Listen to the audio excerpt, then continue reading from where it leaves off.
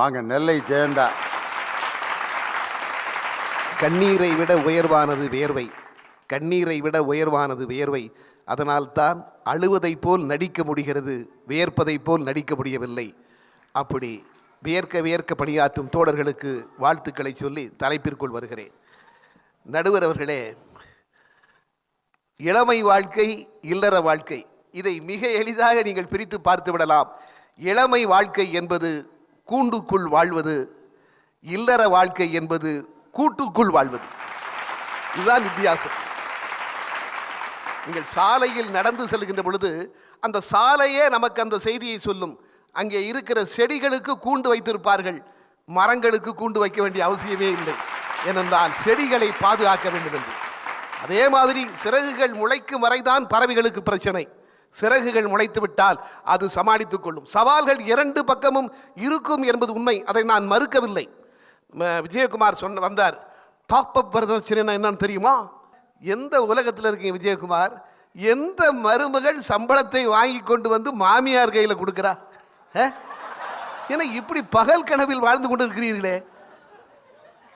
அதாவது நான் ஒரு கவிதையிலே சொல்லுவேன், வீட்டிற்கு வருகிற சீதைகள் தசரத தம்பதிகளை காட்டுக்கு அனுப்புகிறார்கள். வீட்டுக்கு வருகிற சீதைகள் தான் இன்று தசரத தம்பதிகளை காட்டுக்கு அனுப்புகிறார்கள். பாவம் ராமர்கள் சீதையின் கைப்பட்ட அன்றே கல்லாகி போகிறார்கள்.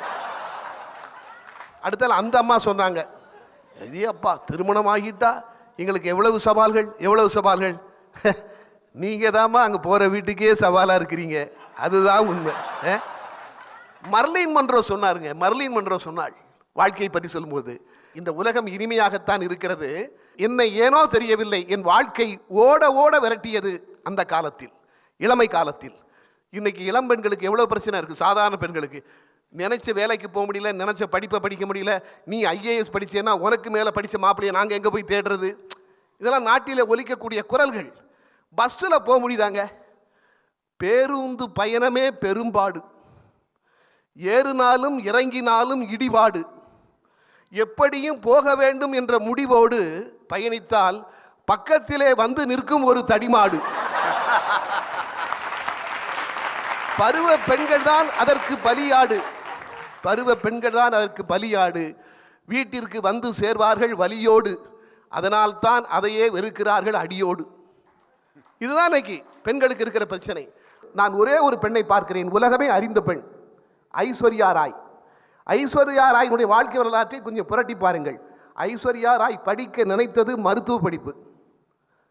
டாக்டர் ராஜமூர்த்தி மாதிரி ஒரு டாக்டர் ஆகணும்னு தான் நினைச்சாங்க. மருத்துவ படிப்பு படிக்க வேண்டும் நினைத்தார்கள். ஆனால் அதில் எழுதுகிறார்கள், சில நெருக்கடிகள், சில சவால்கள்.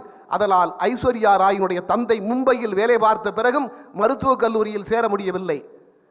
ஆர்கிடெக்ட் தான் படிக்கிறாங்க. கல்வி ஒரு பிரச்சனை. அடுத்து இளமையில் வரக்கூடிய காதல் பிரச்சனை. சாதாரணவங்களுக்கே காதல் பிரச்சனை இருந்தால் ஐஸ்வர்யா ராய்க்கு எவ்வளோ பிரச்சனை இருக்கும். புகுந்த வீட்டில் ஒரு பிரச்சனை என்றால் அதை கேட்பதற்கு பிறந்த வீடு என்று ஒன்று இருக்கிறது. ஆனால் இளமையில் வரக்கூடிய பிரச்சனைகளை, சில பிரச்சனைகளை சொல்லவே முடியாது. அப்படிப்பட்ட பிரச்சனைகள் வரும்.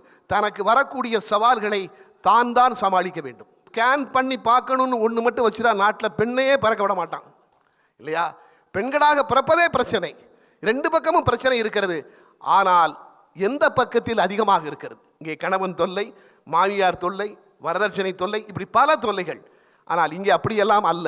இளம்பெண்களாக இருக்கின்ற பொழுது இருக்க பிரச்சனைகள் வேறு. ஏனால் இவற்றை சமாளிக்கலாம். இந்த பக்கம் கல்வி, எதற்கெடுத்தாலும் நீங்கள் நினைத்த வேலைக்கு போக முடியாது, நினைத்த படிப்பை படிக்க முடியாது. இளம்பெண்களுக்கு ஏகப்பட்ட பிரச்சனைகள், அவற்றை தனியாகத்தான் சந்தித்தாக வேண்டும்.